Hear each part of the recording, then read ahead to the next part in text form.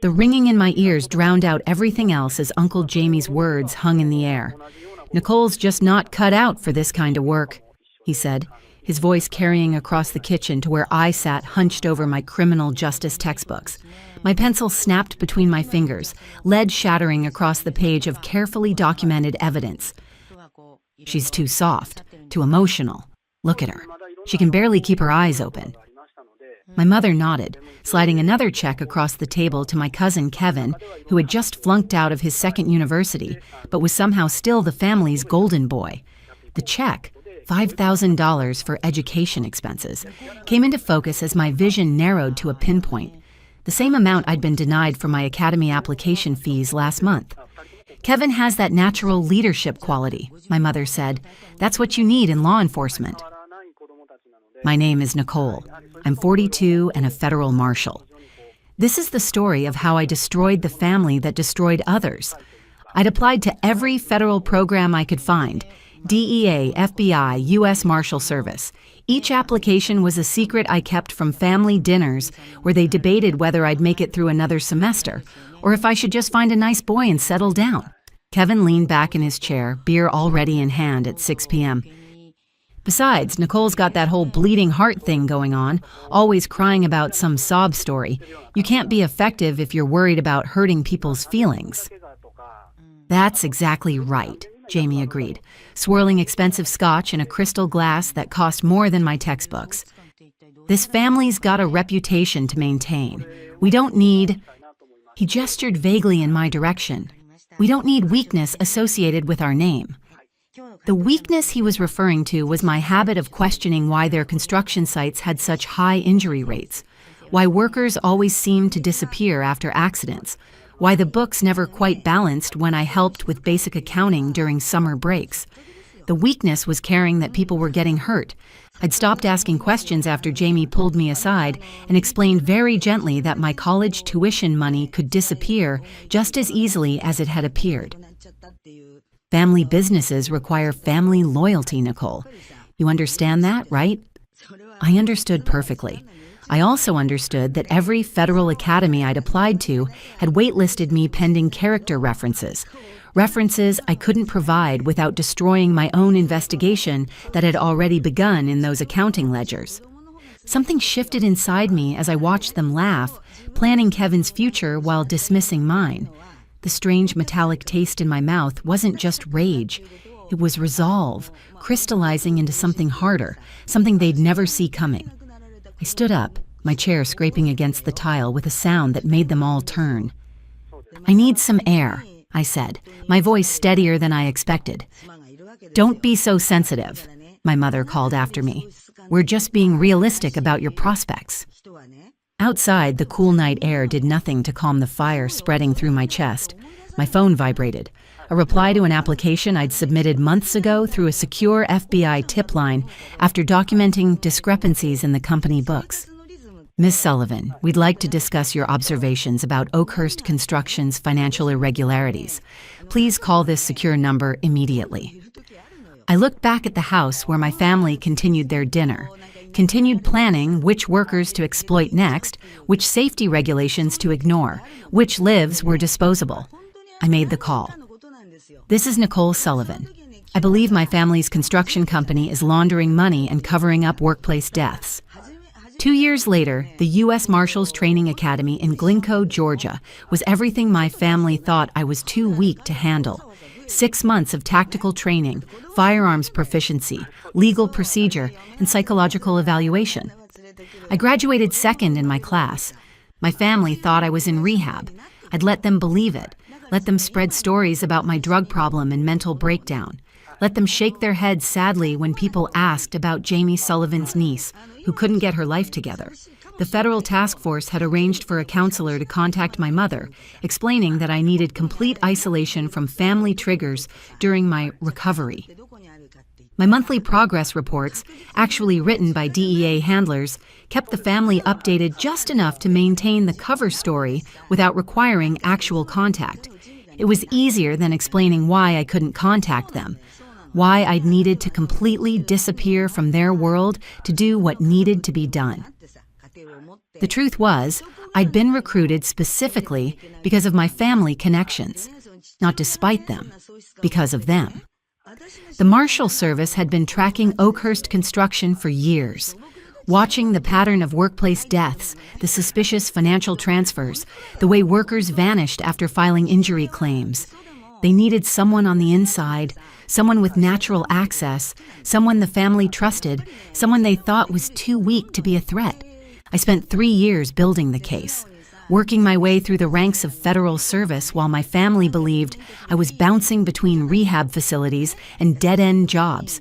Every commendation I received, every successful operation I led, every life I saved, all of it was preparation for the day I would finally bring down Oakhurst construction and the family that had built an empire on broken bodies.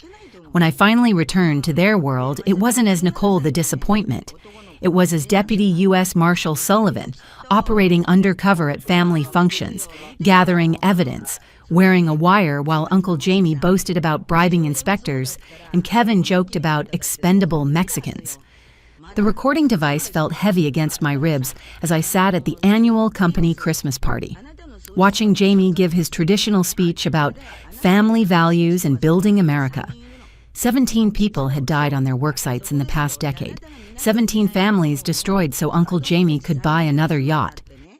"We've had our best year yet," Jamie announced, champagne glass raised high, "and next year will be even better now that we've secured the Westridge development contract." I knew exactly how they'd secured that contract, by underbidding competitors using labor costs that assumed no safety equipment and below minimum wage pay.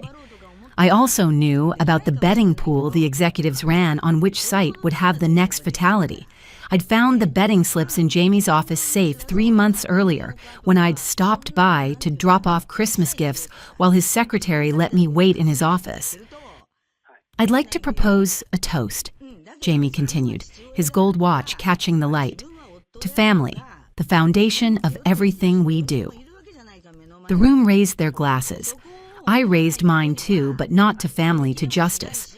In my purse, the final piece of evidence I needed. Internal memos directing foremen to remove scaffolding supports to save costs, with full knowledge of the risks. 3 months later, the federal courthouse in downtown Los Angeles was packed. Media, federal agents, defense attorneys, and in the back rows, my family, all of them. I hadn't seen most of them in nearly 5 years, not since I'd begun building the case as an undercover marshal. Uncle Jamie had aged badly. Too much rich food and stress, probably from running a criminal empire. Kevin looked exactly the same, which somehow made it worse. My mother sat between them, wearing the same expression of disapproving concern she'd perfected during my teenage years. They didn't recognize me at first. Years of tactical training had changed more than just my posture. I was 42 years old, wearing a perfectly tailored federal uniform with insignia they couldn't read from the back of the courtroom. My hair was shorter, professional, my shoulders broader from years of physical training, my face harder from seeing things they couldn't imagine. But mostly, I was invisible to them because they'd never really seen me in the first place. The prosecution calls Deputy U.S. Marshal Nicole Elizabeth Sullivan to the stand. The silence was immediate and absolute. I stood, my marshal's badge visible on my belt, my service weapon properly holstered, my years of federal service evident in every detail of my bearing. The bailiff swore me in while my family stared in shocked silence. "Marshal Sullivan," the prosecutor began, "please state your current position and length of service." "I am a Deputy U.S. Marshal with the Los Angeles District, currently assigned to the Fugitive Task Force. I have served with the U.S. Marshal Service for 5 years. Prior to that, I completed 2 years with the DEA's Undercover Operations Division." Behind me, someone gasped, probably my mother. "And what is your relationship to the defendants?" "James Sullivan is my uncle. Kevin Sullivan is my cousin. The Oakhurst Construction Company is my family's business, or was, until this investigation began."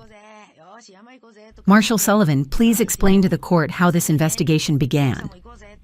I turned slightly, just enough to see my family's faces in my peripheral vision. Uncle Jamie had gone pale. Kevin was frantically whispering to their attorney. My mother looked like she was about to faint. 5 years ago, I was approached by a joint federal task force investigating workplace deaths and human trafficking in the construction industry. They needed an agent with natural access to Oakhurst Construction's internal operations, someone the family would trust, someone they would never suspect. And why would they never suspect you? Because they thought I was a drug addict who dropped out of community college 5 years ago. The courtroom stirred. In the back, I heard my mother make a choking sound. Marshall Sullivan, during those 5 years, what was your actual career progression? I recited my service record like a military citation, which in many ways it was.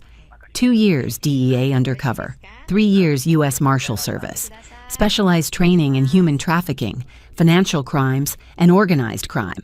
Commendations for operations in 3 states, current assignment as lead deputy on the West Coast Fugitive Task Force. And during this time, did you maintain contact with your family? No contact. My assignment required complete separation to maintain operational security. What did your family believe happened to you? They were told I'd had a mental breakdown related to drug abuse and was in long-term rehabilitation. They were encouraged not to contact me. It was brutal testimony, laying out 5 years of lies and investigation. But it was also necessary. Every detail of their financial crimes, every recorded conversation, every witness account of worker intimidation and safety violations. All of it flowing through my testimony, like water through a broken dam. The defense attorney was a shark in an expensive suit, but he had nothing to work with. How do you cross-examine someone who spent 5 years documenting crimes with federal surveillance equipment? Marshall Sullivan, he tried. Isn't it true that you've harbored resentment against your family for years? That this investigation is really about personal revenge? I looked at him steadily. Sir, I've spent 5 years of my life protecting people like the workers your clients harmed. Revenge would have been much simpler and much less paperwork. The courtroom laughed despite itself. No further questions. They were waiting for me outside the courtroom, all of them. My mother reached me first, her face streaming with tears. Nicole, Nikki, I don't understand. You told everyone I was a drug addict, I said quietly, for 5 years. You let them think I was weak, worthless, a disappointment to the family name. We were told. She was stammering, reaching for me like I was still 19 and might need comfort. I stepped back, not harshly, but definitively. Uncle Jamie pushed forward, his face red with rage. You destroyed us, your own family. We raised you. We dash. You harmed 17 people, I said. You threatened families with deportation so they wouldn't report safety violations. You ran betting pools on which worker would be injured next. He went silent. Kevin was next, still trying to find an angle. Nikki, come on. Family is family. We can work this out. Deputy U.S. Marshal Sullivan, I corrected. And no, we can't work this out. You're under federal indictment for racketeering, conspiracy, and accessory to endangering human life. But you're our family. No, I said, and my voice carried the authority of 5 years of federal service. I'm a law enforcement officer. You're criminals. The family relationship ended the moment you chose to profit from people's suffering. My mother was still crying, still reaching for some version of the broken girl they'd invented to explain my absence. But we love you. We've always loved you. You love the idea of me as a failure, I said. It made you feel better about your choices. The real me, the one who spent 5 years protecting people you were harming. You never wanted to know her. I turned to leave, then stopped. For what it's worth, you were right about one thing. I was too soft for your kind of work. I could never have lived with 17 people's injuries on my hands. 6 months later, the sentences were everything the families deserved. Jamie got 25 to life. Kevin got 15 years. My mother, who had no direct involvement in the company operations, received probation and community service. The construction company was liquidated with proceeds going to victim compensation. The 17 families I'd helped relocate sent me a card on the anniversary of the arrests. Their children were thriving in school.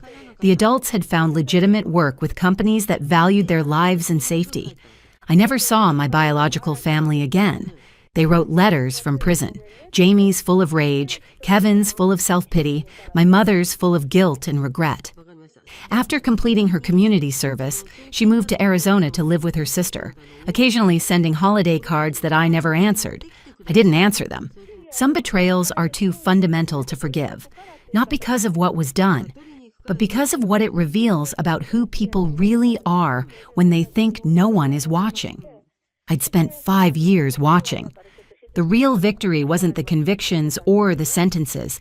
It wasn't even the justice for the families who'd lost everything to my family's greed. The real victory was walking out of that courthouse as exactly who I'd always been. Someone who protected people instead of exploiting them. Someone who chose the harder path because it was the right path. Someone who'd rather be underestimated and effective than respected and complicit. My family had spent 5 years telling everyone I wasn't strong enough for their world. They were absolutely right. I was strong enough for something much better. Before you go, here's a quick bonus for sticking around. If you love learning and growing like I do, you need to try audiobooks. I've got an exclusive deal with Audible. Your first month is completely free. That's access to over 500,000 titles, zero cost to you. All the details are waiting in the description. Don't miss this one. The sudden sting of laughter sliced through the reception hall's murmur. Not playful laughter, the kind that carries contempt. I froze halfway through adjusting my mother's corsage, my fingers still on the delicate white flower pinned to her dress. 3 tables away, my future in-laws huddled with distant relatives, crystal glasses in hand, unaware I could hear every syllable. "That's not a mother," my future father-in-law sneered. "That's a mistake in a dress." The room tilted slightly. My mother's smile remained fixed, her eyes focused on the tablecloth, pretending she hadn't heard. But the slight tremor in her hand betrayed her. Then, the sound that broke everything, Ryan's laugh. My fiancé, the man who had promised to cherish what I cherished, chuckling as his parents mocked the woman who had sacrificed everything for me. "My name is Laura. I'm 28 and a graphic designer. This is the story of how I turned a wedding cancellation into justice served. 204 guests packed the venue. Business associates, college friends, extended family, all waiting for the ceremony to begin in 30 minutes, all oblivious to what I'd just witnessed. I'd spent 3 years with Ryan, believing I'd found someone who valued strength built from struggle. He'd seemed different from his polished, privileged family, more understanding, more genuine. I should have recognized the warnings, the subtle corrections when my mother used the wrong fork at dinner, the way Ryan tensed when she called too often, how his family always seated her at the edge of gatherings, excluding her from photos with mumbled excuses about immediate family only. Ryan never defended her, just offered private apologies later that now felt hollow. My mother had raised me alone after my father abandoned us when I was 4. She'd worked 3 jobs, gone hungry so I could eat, sewn my prom dress by hand when we couldn't afford store-bought. Her hands were rough, her accent thick, her education limited, but her love was boundless. While Ryan's parents had given him everything except empathy. As the laughter continued, memories flashed. My mother practicing conversation topics before meeting Ryan's parents for the first time. Her saving for months to buy appropriate clothes for their country club dinners. The tears she'd hidden when his mother had helpfully corrected her English at our engagement party. I stood, smoothed my bridesmaid dress, not yet changed into my wedding gown, and walked toward the stage where the band was setting up. Ryan noticed, smiling with confusion as I took the microphone. The room quieted, perhaps expecting an impromptu toast. "The wedding is off. Right now."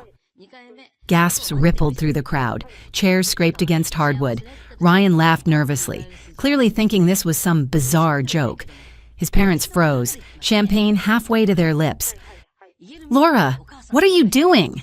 Ryan hissed, reaching for my arm as I stepped down. I moved past him, my voice steady despite the earthquake in my chest. "I heard what your parents said about my mother. I heard you laugh." His face drained of color. Behind him, his parents were already in damage control, whispering urgently to nearby guests. It was just a joke, Ryan said, loud enough for others to hear. You're overreacting. Let's talk privately. There's nothing to discuss. I turned to the bewildered crowd. Thank you all for coming, but there will be no wedding today. Please enjoy the food and drinks. It's already paid for. I walked to my mother, who sat stunned and mortified. Come on, Mom, we're leaving. She tried to protest, to suggest I reconsider, but I gently took her arm and guided her through the maze of shocked faces and whispers. As we reached the exit, Ryan's mother intercepted us, her perfect makeup unable to hide her fury. You cannot do this to our son. Do you have any idea what this will do to his reputation, to ours? I met her gaze, suddenly aware of how small she seemed. Actually, I do know. That's precisely the point. We walked out, the heavy doors closing behind us on the chaos. In the car, my mother finally broke down. I'm so sorry, baby. I've ruined everything for you. You didn't ruin anything, I said, starting the engine. They did, and they're going to regret it. That night, while my phone exploded with messages I didn't answer, I formulated my plan. Ryan's family had one vulnerability greater than their wealth or connections, their carefully cultivated reputation. His father, Harold, headed a financial consulting firm built on trust and family values. His mother, Diana, chaired 3 prestigious charity boards. Ryan was weeks away from a partnership announcement. They'd spent decades constructing this perfect image. I would dismantle it in days. The next morning, I accessed the laptop Ryan had often left at my apartment. He'd never changed his passwords despite my frequent reminders about security, something that would now prove costly for him. Months earlier, I'd discovered messages between him and his colleague Jessica, flirtations, intimate photos, plans to meet in hotel rooms. I'd confronted him then, accepted his tearful apologies, and promises it was over. I'd even believed him. But I'd kept copies of everything, just in case. I composed 3 separate emails, one to the managing partners at Ryan's firm, including the screenshots and a timeline of the affair with their married client liaison, another to the firm's HR department detailing the company policy violations, a third to Jessica's husband, who served on the board of Harold's largest client. I had all their contact information from the wedding invitation list I'd helped compile, giving me access to the professional and personal details of everyone in Ryan's circle. For Harold, I compiled public records of his company's contracts alongside private notes I'd taken during family dinners when, loosened by expensive scotch, he'd boasted about creative accounting and necessary shortcuts. I'd listened attentively, asked innocent questions, remembered details. Now I organized them into a comprehensive document and sent it anonymously to an investigative journalist who specialized in corporate fraud. I'd met this journalist at a design conference where I'd created promotional materials for their publication, a connection Harold never knew existed. Diana's carefully curated social media presence showed her as a tireless philanthropist. What it didn't show were the videos I had on my phone, captured at charity events I'd attended with Ryan, where I'd offered to help with graphic design for their promotional materials. While working these events, I'd witnessed Diana when she thought no one was watching, berating catering staff, calling volunteers useless idiots, mocking donors behind their backs. I created a compilation and sent it to every board member and major contributor to her charities, using the contact list from the most recent fundraising gala program I'd designed. By noon the next day, Ryan had been suspended pending an investigation. By evening, the journalist had contacted Harold's firm for comment on alleged financial irregularities. By the following morning, Diana had been asked to step back temporarily from her chairmanship roles while the boards assessed recent concerns. They called me incessantly. I didn't answer. Silence speaks louder than words. On what would have been our honeymoon departure date, I finally agreed to meet them, not at their mansion or my apartment, but at the empty reception hall where our wedding should have been. I arrived first, sitting alone at what would have been the head table. They entered as a unit but fractured. Harold's confident stride replaced by a nervous shuffle, Diana's perfect posture now rigid with tension, Ryan's handsome face haggard. 3 days had aged them years. "What have you done?" Harold began, voice struggling for authority. "Balance," I replied simply. Diana stepped forward, tears threatening her makeup. "We've lost everything because of you. Our reputation." "Was a lie," I finished. "Just like your son's promises." Ryan tried next, the charm I'd once fallen for, now desperate and hollow. "Laura, please. I made a mistake, we all did. But this is destroying us. My partnership, Dad's company, Mom's charities, You mocked the woman who gave me everything," I interrupted quietly. "You laughed while she was humiliated. And you expected me to join your family? Number. I don't join cruelty. I bury it." Harold slammed his hand on the table. "This is blackmail. We could sue you for defamation." "With what evidence?" I revealed your actual words and actions. The truth isn't defamation. Diana tried a different approach, her voice softening. "Laura, dear, we were thoughtless, I admit. But everyone says things they don't mean sometimes. Surely you understand family loyalty. This is destroying generations of hard work." "I understand family loyalty perfectly," I replied. "That's why I'm here. My mother is my family." Ryan knelt beside my chair, a gesture that might have moved me once. "I love you. I'll make this right. I'll stand up to them, defend your mother, anything you want." I looked at him directly. "That's what you should have done 3 days ago. Consider this balance restored. You took her dignity in front of 204 people. I took your legacies in front of the world." I stood to leave but turned back for a final word. "The difference is, you can rebuild with honesty. Start businesses that don't cut corners. Run charities that actually care about people. Build relationships on respect instead of convenience. My mother never had those choices. She built her life from nothing, and you mocked her for the calluses that effort left behind." The silence as I walked out echoed louder than their pleas. 2 weeks later, the journalist published an exposé on Harold's financial practices, triggering a formal investigation by regulatory authorities. Jessica resigned from the firm after her husband filed for divorce. Ryan's partnership offer was permanently withdrawn. As for us, I returned his ring via courier, with signed papers formally ending our engagement and all future contact. A final period at the end of a sentence I would never revisit. The next morning, I made breakfast for my mother. Pancakes with blueberries, her favorite. She tried to apologize again for causing such trouble. I stopped her. "No, Mom, you weren't the cause. You were the reason. The reason I finally saw them for what they were, and the reason I chose us." She smiled through tears. For once, not from shame, but relief. People ask if I regret it. If I regret dismantling an entire family's facade, challenging their future, exposing their hypocrisy. I don't, because revenge isn't about destroying others. It's about protecting what matters.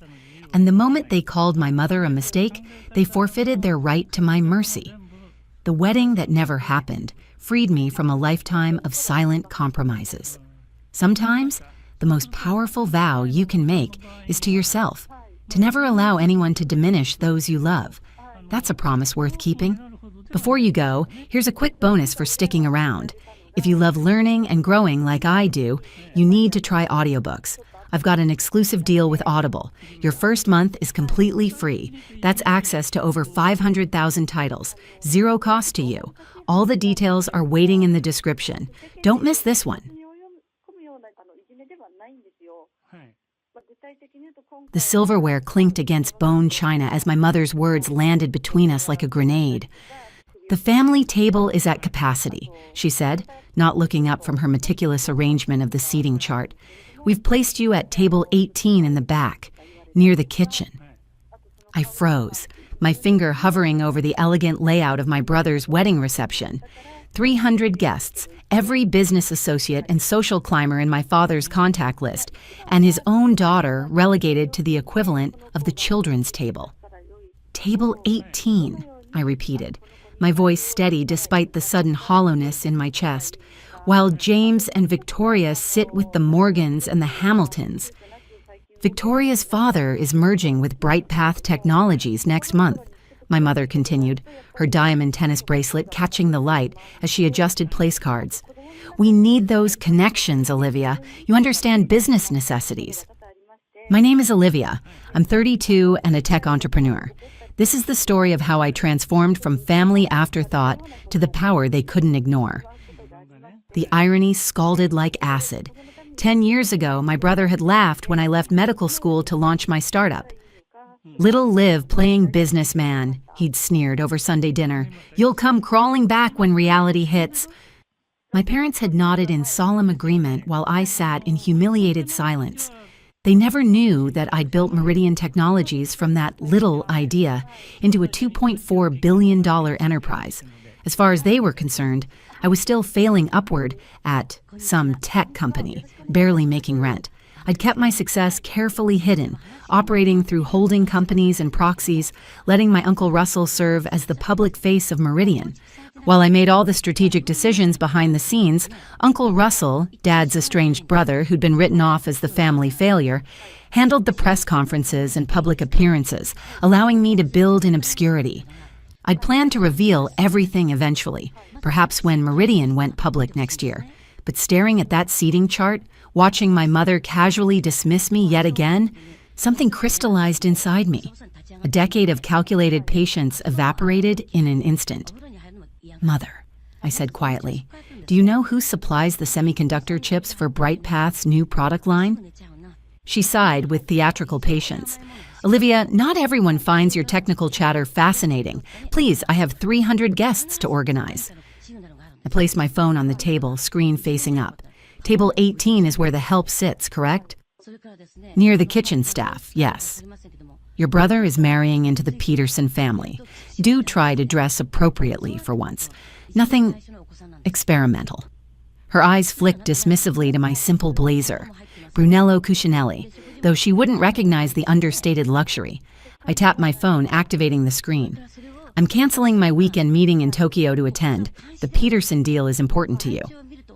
"Vital," she corrected, finally looking up. "James says it will save their third quarter. Victoria's father has been under tremendous pressure." Another tap on my phone. "Then I should probably keep my meeting." "Olivia, NX7 semiconductors," I said, "are the only components compatible with BrightPath's new product architecture. Meridian Technologies controls 100% of NX7 production." My mother blinked, uncomprehending. "Meridian," I continued, heart pounding but voice calm, "is finalizing a $58 million exclusive supply contract with BrightPath next week. Or rather, we were." Her perfectly manicured hand froze over the seating chart. "You work for Meridian." "As what, some kind of secretary?" I turned my phone toward her. The Meridian executive dashboard displayed on the screen, my name and title clearly visible at the top. "CEO and majority shareholder," I said. "Table 18 seems inappropriate now, doesn't it?" The color drained from my mother's face as her eyes darted between my phone and my face. "That's impossible. Meridian is Russell Porter's company. Everyone knows that." "Uncle Russell is the public face. I built Meridian from nothing while you and Dad were busy framing James' community service certificate for the living room wall." She reached for my phone with trembling fingers. I pulled it back. "I should call James," I said, standing up, "to discuss the seating arrangement and the BrightPath contract that's keeping his future father-in-law's company solvent." "Olivia, wait!" Panic crept into her voice as the implications sank in. "We didn't know. You never told us. You never asked." I slipped my phone into my pocket. 10 years, and not once did anyone in this family ask what I was building. My mother stood, knocking over a crystal paperweight. "Your father will want to discuss this. James should be included. We're family, after all." "Family," I repeated, the word hollow, like when James told Dad not to co-sign my first business loan, or when you both agreed I was throwing away my potential on some garage project. "We were trying to protect you." Table 18 protected me too. It showed me exactly where I stand.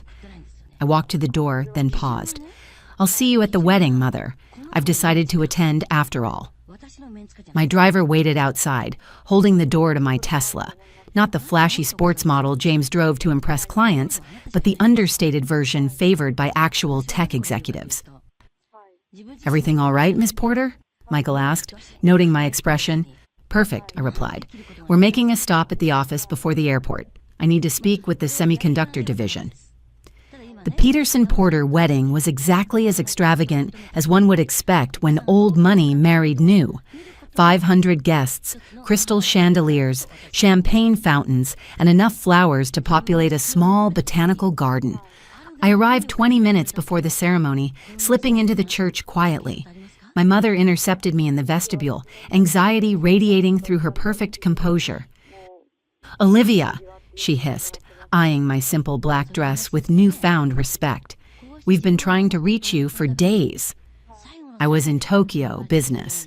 I smiled pleasantly at a passing guest. "James is frantic. Victoria's father has realized the Bright Path contract is in jeopardy." I finished for her. "How unfortunate." My father appeared, his usual commanding presence diminished by the dark circles under his eyes. "There you are. We need to talk immediately." "After the ceremony," I said. "I wouldn't want to miss my brother's special moment." The wedding proceeded with picture-perfect precision. Victoria resplendent in her designer gown, James beaming with his trademark confidence. I watched from the 10th row where my place card had mysteriously migrated from table 18. At the reception, James found me by the champagne fountain, his smile strained. "Quite the party," I said, accepting a flute from a passing server. "Cut the crap, Liv." His voice was low, urgent. "What the hell are you doing?" "Attending my brother's wedding. Congratulations, by the way." "You know what I mean. Dad says you're threatening the Bright Path deal." I sipped my champagne. "Not threatening. I've already redirected those semiconductors to Samsung. They offered 12% above market." The color drained from his face. "You can't do that. Peterson Technologies needs that contract to survive the quarter." "Need," I corrected, "is a negotiating weakness, James. You taught me that, remember? When I needed $5,000 for server space and you told me to get real experience first?" Victoria appeared at his side, her bridal smile faltering when she saw me. "Darling, Daddy's looking for you. Something about an urgent call from Bright Path?" "Later," James snapped, then forced his expression to soften. "Business can wait, sweetheart. This is our day." "Yes," I agreed pleasantly. "Today is about family, isn't it? Speaking of which, I brought you both a gift." I handed James a small envelope. He opened it, confusion crossing his features as he examined the contents. "Bank statements?" he asked.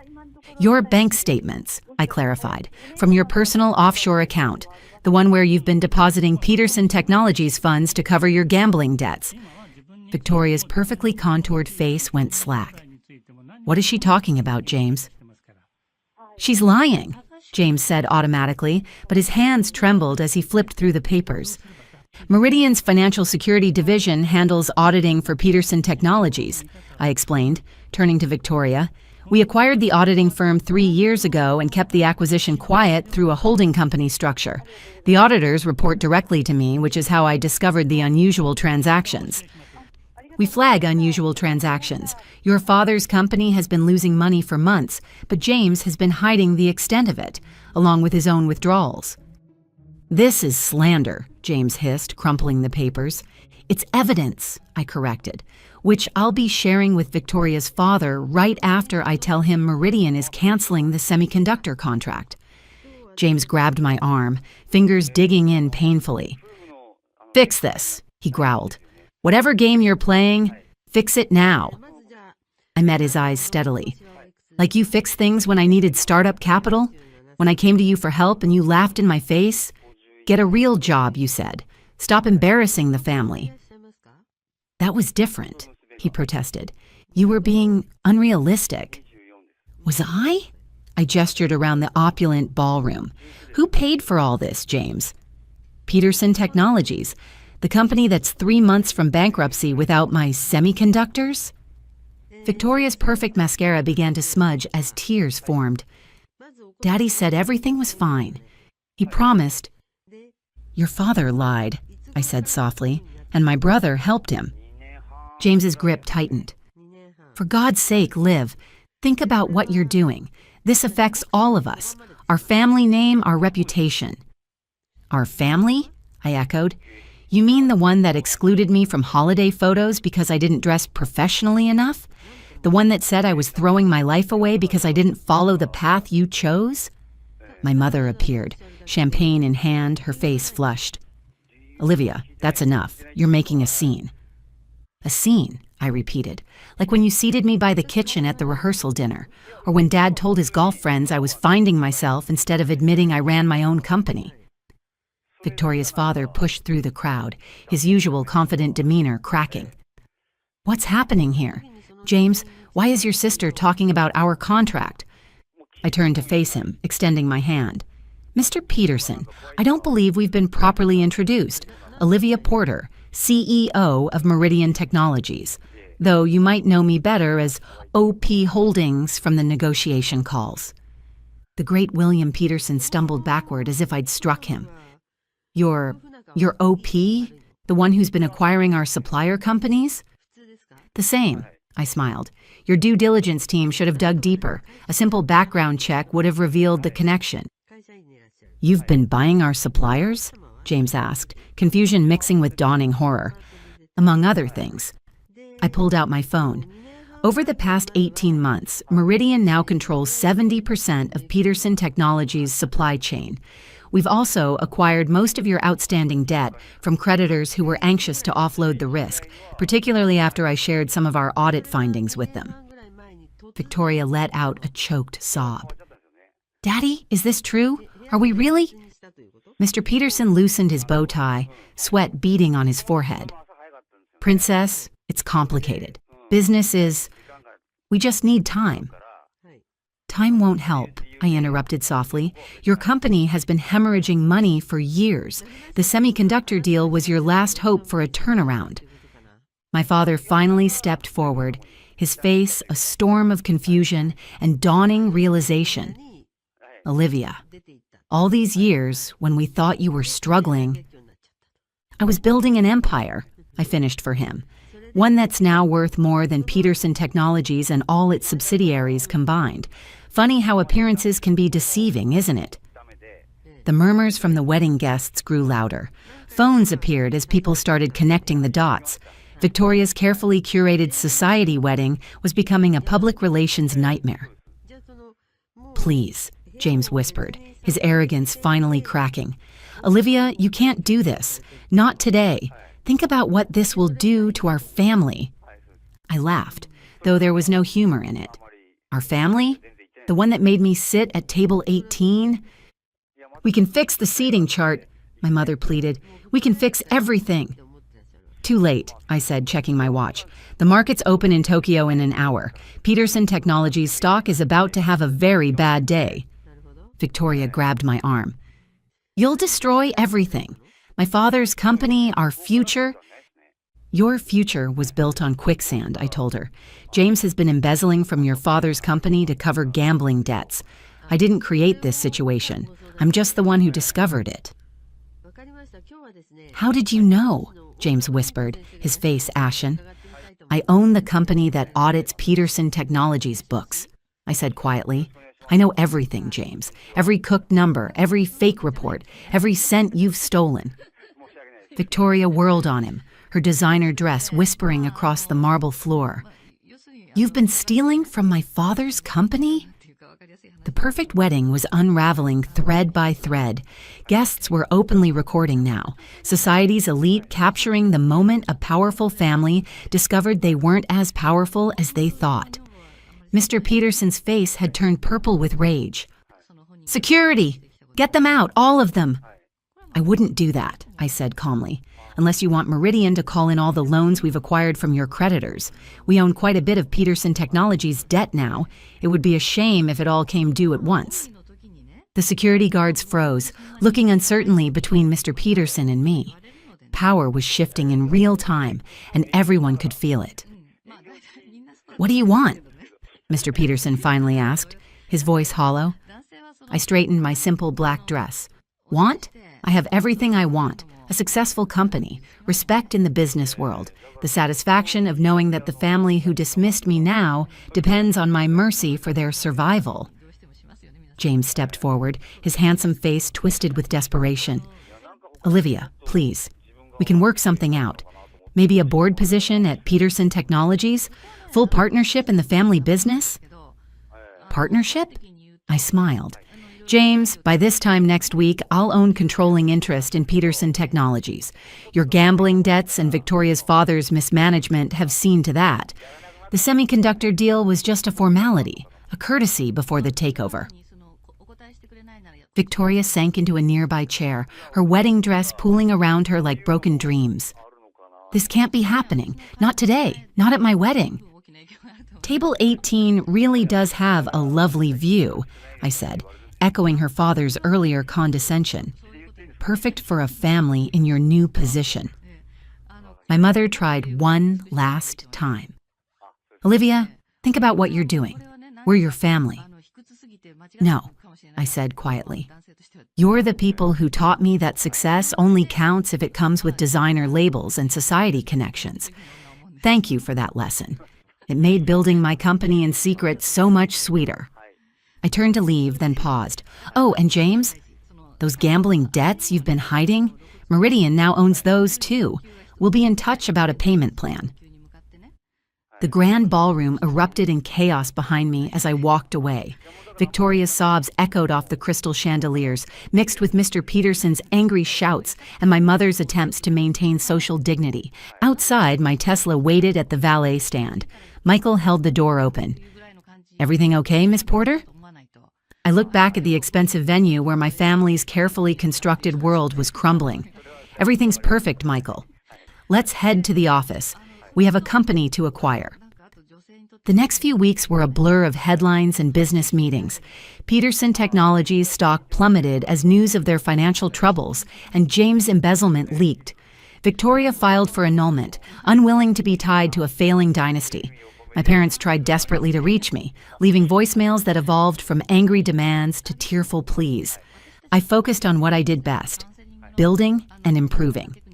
Meridian absorbed Peterson Technologies' valuable assets while discarding the bloat and corruption. We retained most of the employees but restructured the management, starting with James' department. 3 months after the wedding, I sat in my office reviewing quarterly reports when my assistant announced an unexpected visitor. Send them in, I said, not looking up from my tablet. The door opened and expensive perfume filled the air. My mother stood there, looking older and less certain than I'd ever seen her. The receptionist didn't recognize me, she said quietly. I had to show ID to prove I was your mother. Security protocol, I replied, finally meeting her eyes. We've had some interesting visitors since the takeover. She sat down uninvited, her designer bag, last season's model now, clutched in her hands. Your father and we've been doing a lot of thinking about how we treated you, about what we failed to see. And? I kept my voice neutral. And we were wrong, she whispered. So terribly wrong. We thought success looked like James, all flash and no substance. We didn't understand that real success was what you were building. I leaned back in my chair, studying her. Did you come here to apologize, Mother? Or because the country club membership is up for renewal and you need help with the fees? She flinched. We deserve that. We deserve all of it. But Olivia, you're still our daughter. Surely that means something. It meant nothing when I needed your support, I said calmly. Why should it mean something now that I don't? A tear slipped down her perfectly made-up face. Because we've learned. Because seeing everything you've built, everything you've become. We're so proud of you, Olivia. Even if we don't deserve to be. I stood up and walked to the window, looking out at the city where my company had become a major force. Pride is easy when success is visible, Mother. The question is, would you have been proud of me during the struggle? When I was working out of a garage wearing the same clothes every day because every spare cent went into the company? No, she admitted softly. We wouldn't have been, and that's our shame to carry. I turned back to face her. James called again yesterday. He wants a job at Meridian. And? I told him what he told me 10 years ago. Get some real experience first. Stop relying on family connections. She nodded slowly. He's living in our guest room now. Victoria's family. They want nothing to do with us since the scandal. The mighty fall hard, I observed. How does it feel, Mother, being on the other side of society's judgment? Humbling, she whispered, terrifying. Educational, I suggested. I returned to my desk and pressed a button on my phone. Rachel, please bring in the package for Mrs. Porter. My assistant appeared moments later with a thick envelope. I handed it to my mother. What's this? She asked, opening it carefully.